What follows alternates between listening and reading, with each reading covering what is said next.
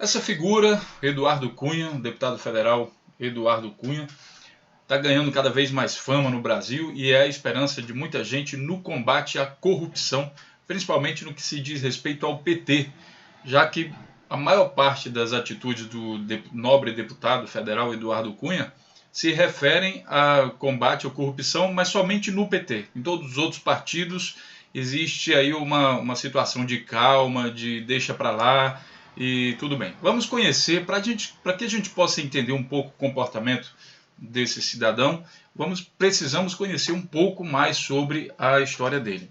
E aí eu peguei aqui, digitei na internet, no Google, é bem fácil, pessoal, basta você colocar no Google, né, história do Eduardo Cunha, vou mostrar para vocês, ó, não é difícil não, história Eduardo Cunha, e aparece aqui o site do Wikipedia, tá? Pois bem, então você vai dizer talvez que o Wikipedia não seja uma fonte confiável, mas ele com certeza é um resumo e todas as coisas que estão sendo afirmadas aqui no Wikipedia a gente consegue mostrar aqui com os outros sites, inclusive o próprio site daqui da Câmara dos Deputados. Aceita o desafio? Vamos lá conhecer? Pois bem, claro que eu não vou ler aqui tudo que está escrito no Wikipedia, em compensação eu vou deixar todos os links aqui abaixo para que vocês possam ler com mais calma. Eu só vou ler algumas partes, tá?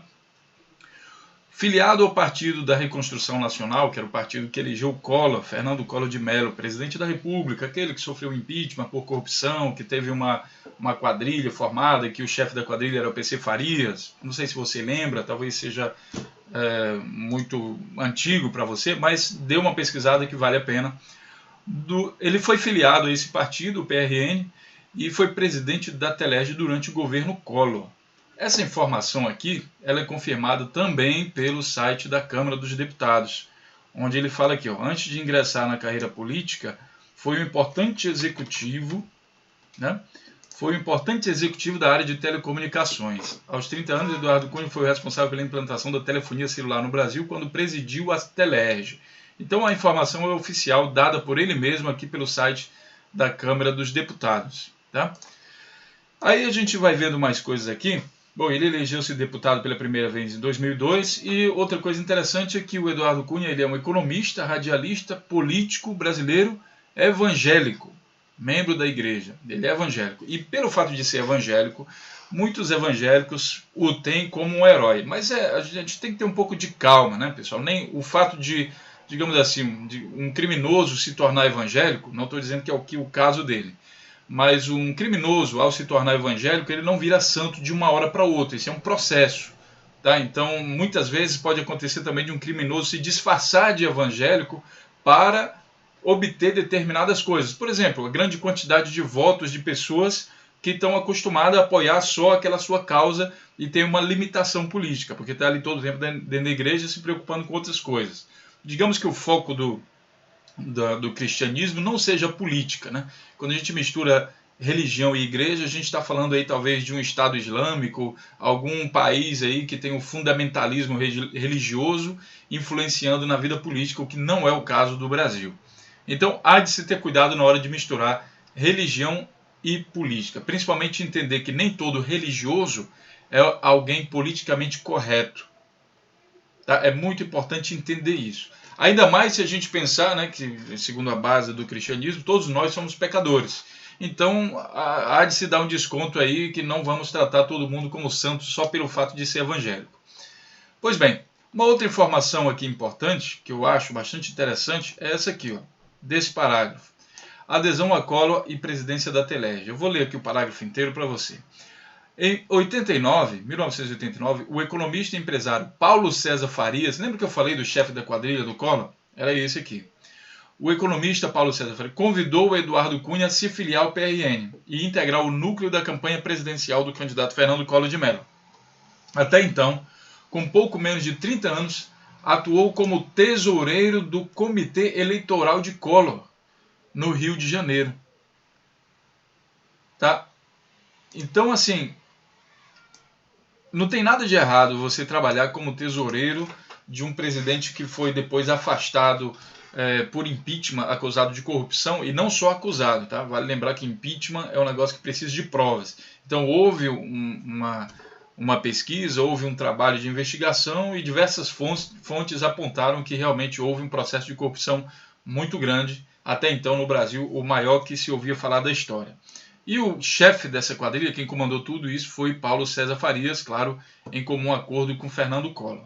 Então, essa é a informação que eu queria lançar para você refletir sobre isso. Aqui a gente não vai fazer acusação de nada, mas eu só estou levando você a refletir se essa pessoa aqui realmente, que atuou como tesoureiro de um presidente que foi responsável pelo um dos maiores escândalos, se não o maior escândalo de corrupção do Brasil, né, se isso realmente é um candidato a santo pelo fato dele ser evangélico, tá?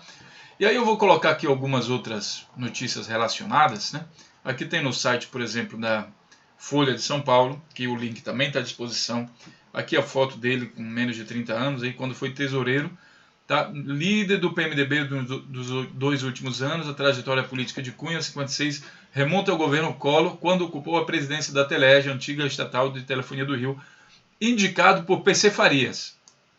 PC Farias é o Paulo César Farias, aquele dito cujo que foi o chefe da corrupção e que, mais uma informação, que se matou ou até hoje não foi esclarecido a morte dele. Ele acabou sendo assassinado ou ele se matou junto com uma namorada, se não me engano, num quarto de motel. Vale a pena pesquisar, tá? Não acuse também uma pessoa sem pesquisar, mas vale a pena pesquisar. Com certeza, não somente as atitudes atuais do senhor Eduardo Cunha, do deputado federal Eduardo Cunha, são interessantes, como também o seu histórico de vida, tá? E aqui na Carta Capital está dizendo, Eduardo Cunha chegou lá, e aqui está contando também mais essa trajetória, quer dizer, mais uma fonte de informação para você averiguar. Tem aqui a biografia da Câmara dos Deputados, que, claro, está escrito muito sutilmente, mas essas informações sutis podem ser confirmadas por outros sites. E aí vem uma coisa bastante interessante já no mundo atual, agora que eu estou falando aqui de agosto de 2015. Olha o que aconteceu aqui. A investigação da Lava Jato, que é a operação que está investigando aí os crimes de corrupção na Petrobras, ela aponta propina para Fernando Collor de Mello, de 26 milhões, tá? Até aqui do ano de 2010 a 2014, como pagamento de propina por contratos firmados pela BR Distribuidora. Nesse mesmo período, houve também uma outra acusação. Eduardo Cunha pediu propina de 5 milhões de dólares, diz delator da Lava Jato. O interessante é que é o seguinte, como ele conta com um fórum privilegiado, ele não pode ser investigado por qualquer um. E nisso ninguém está investigando o Eduardo Cunha. E o Eduardo Cunha é a pessoa que está acusando os outros de corrupção. Aí a gente remonta aqui um pouco. Analisando o passado de Eduardo Cunha e vendo ele hoje acusando as outras pessoas de corrupção, será que isso é uma coisa sensata? Quais são os interesses que estão por trás de Eduardo Cunha para estar derrubando, por exemplo, um partido, para estar fazendo uma perseguição política que ele está fazendo em relação ao PT? Porque assim, todos os países do Brasil têm corrupção, até inclusive no PT. Mas por que só o PT está sendo perseguido? Será que isso poderia ser o fato dessas pessoas, aquela turma lá de trás, aquele pessoal que roubou a vida inteira lá no Brasil e que a mídia não falava nada, era todo mundo compartilhando com aquele processo, não se acusava nada assim, e quando acusava, o Procurador-Geral da República não podia falar nada, ficava calado, exemplos aí do governo do Fernando Henrique Cardoso. Então será que essa turma se uniu para derrubar o PT? Por que essa perseguição ao Partido dos Trabalhadores? Lembrando aqui o seguinte, independente da sua posição política ou da minha, todos os partidos políticos têm corrupção. E se é de se investigar, tem que se investigar todos, não somente um. Porém, no momento, a gente percebe uma forte tendência de se acusar somente o PT, como se nos outros partidos, hoje, não houvesse processo de corrupção. E quando provam, como é o caso aí do Trem-Salão, aí, lá no PSDB, né, com o escândalo dos trens, a investigação não prossegue. Então você já tem há mais de tantos tempos propinoduto, toda uma série de coisas que precisam de investigação urgente, mas não progridem. Então, muito cuidado, muita atenção na hora de apoiar pessoas, de formar opiniões políticas, na hora de você entrar no coro, quem sabe para perseguir um ou outro partido. Existe uma grande chance, nessa atual conjuntura política brasileira, de você estar sendo manipulado pela opinião pública e está servindo aí de manipulação em massa da mídia, desses políticos, que com certeza há de se pesquisar a real intenção dessas pessoas. Tá certo? Grande abraço, até o próximo vídeo.